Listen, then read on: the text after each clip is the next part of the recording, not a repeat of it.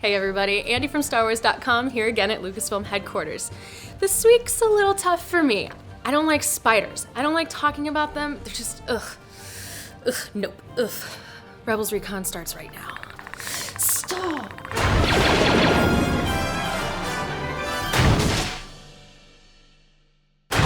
Arriving at their new base, the rebels begin setting up sensor markers that alert them of any intruders. However, they soon learn that there is something more terrifying on the planet than the Empire. Get off me, you lousy crawler!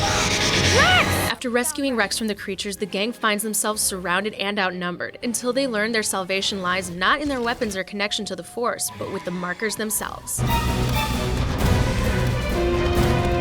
Unwilling to give up their new base, the rebels find a way to stay on the planet while Ezra, Ahsoka, and Kanan prepare to leave on a mission of their own. We'll see each other again.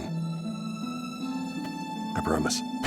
This week, we watched the rebels arrive and immediately come to terms with their less than ideal base. I sat down with cast and crew to talk about what those things are, why Ezra can't connect with them, what we can look forward to in the finale, and much, much more.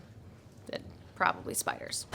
Where exactly is the new rebel base? Is it hidden enough to keep the Imperials away for a little while? You know, the Empire is looking to expand, but it isn't expanding uniformly. All empires want to expand because they want to control everything that they don't currently have control over, but they're also focusing their resources on controlling the territory that they already have. The main thing Atollon has for it is it's off a major route. There's no real resources there anyone would want. It's in a zone that has not been discovered yet. But that won't, keep them safe forever. There was an entire sequence cut where we were able to show that this base wasn't on any Imperial star chart. It's sort of a mystery as to what is special about this system. So we've never seen a planet like Atollon before. Can you talk us through a little bit of the creation of that? Because of the sort of inhabitants that Dave had in mind, he had ideas for creatures that would be camouflaged into the environment. So you could look at them and not even realize you're looking at an animal. Many fans are already aware that the spiders come from an old McQuarrie concept, but can you tell us a little bit more about their design and origins? They were described as vaguely insectoid, but nothing more than that in the script, so it was a little open. But because Atollon is this sort of very coral, sort of aquatic-looking environment, we thought, well, crabs or spiders or some sort of spiny lobster thing. The one thing that was interesting was that the McQuarrie design has 8 legs because it's a spider. The one that's in the show has 6 because, honestly, it's just easier to deal with in animation when there are less limbs. Ezra has the ability to connect with creatures, but he can't connect with these spiders. How do you think it affects him knowing that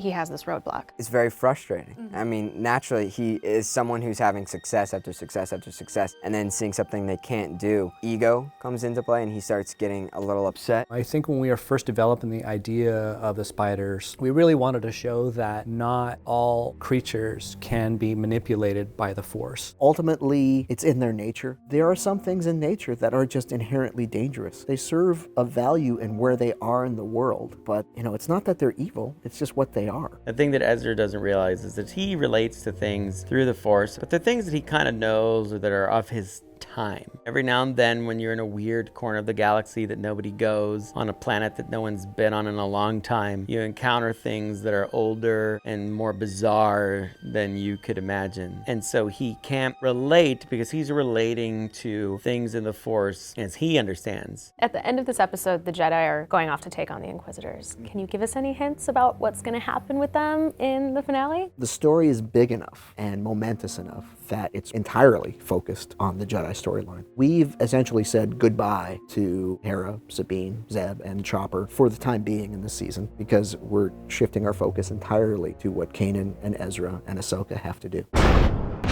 Last piece. Perfect. What do you think?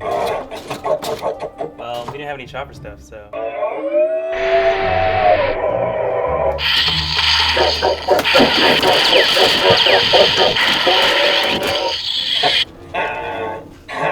Okay.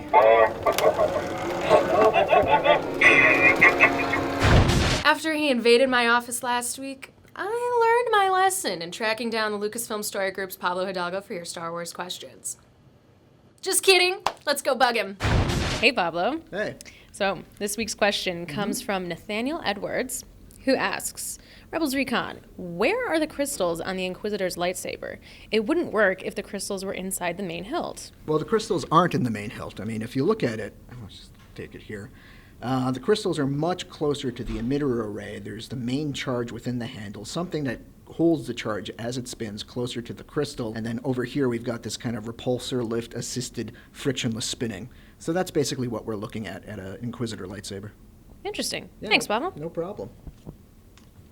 Have more questions about the mystery of Chopper Base or anything else you want to know about Star Wars Rebels?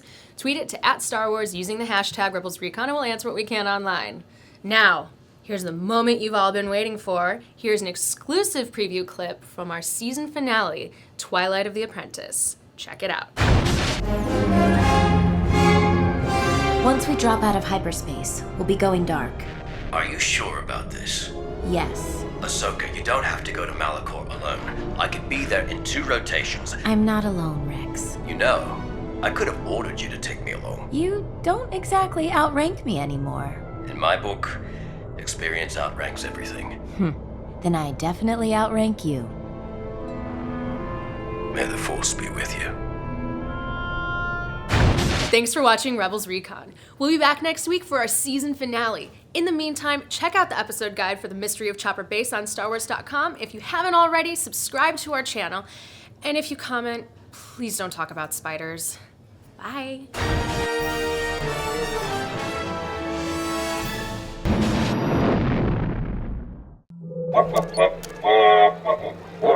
Excuse me. What do you think you're doing? No, your show's over. Now it's my turn. Rebels Recon starts right now.